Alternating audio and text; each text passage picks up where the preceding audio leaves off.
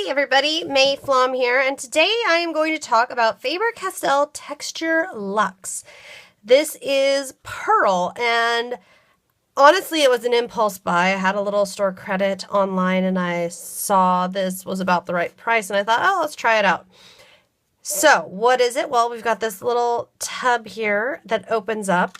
And it's paste-like. Now, I'm just going to tell you right now, I didn't go on their website, do any research, what they say it should be or anything like that. I've just been playing around.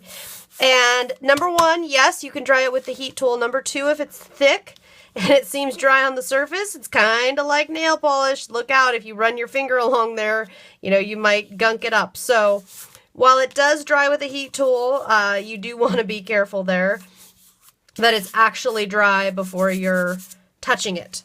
Okay, so what is it? Well, look how thick that is. Okay, I can pick it up. You see how much is on there, and I can turn it over, and I can even shake it lightly, and it takes a bit for it to fall off. So this feels and looks like somewhere between paste and gel medium. It's a very beautiful pearl.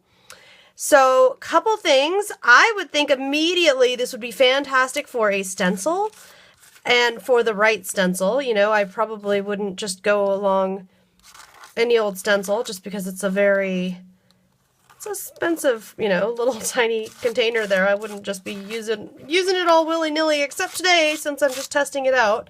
I always like to test out my products. But you can see how beautiful that is. It really holds a peak well, and it really is wonderful. That's a very detailed stencil, and it does absolutely wonderfully there.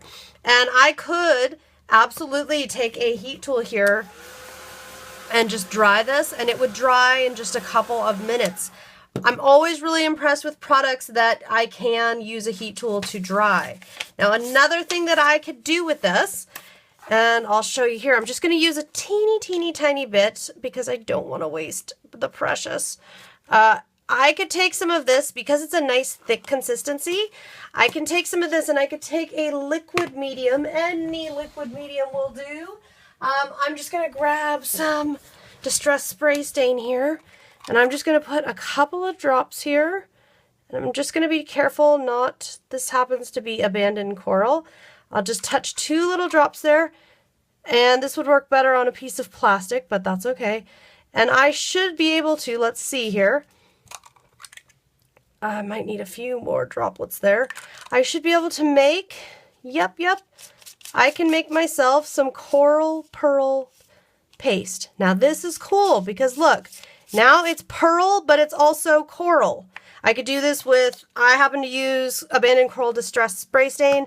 I could have used any liquid color. I also could have used color washes if I had an ink pad and dabbed it onto plastic so there was some fluid medium there, whatever. But I can use it to blend with a color medium and create colorized pearl paste. And it holds its shape really well. And I love that when it's thin, it is fairly translucent. It is not, it is semi-opaque, especially when it's dry on the paper and it's thick.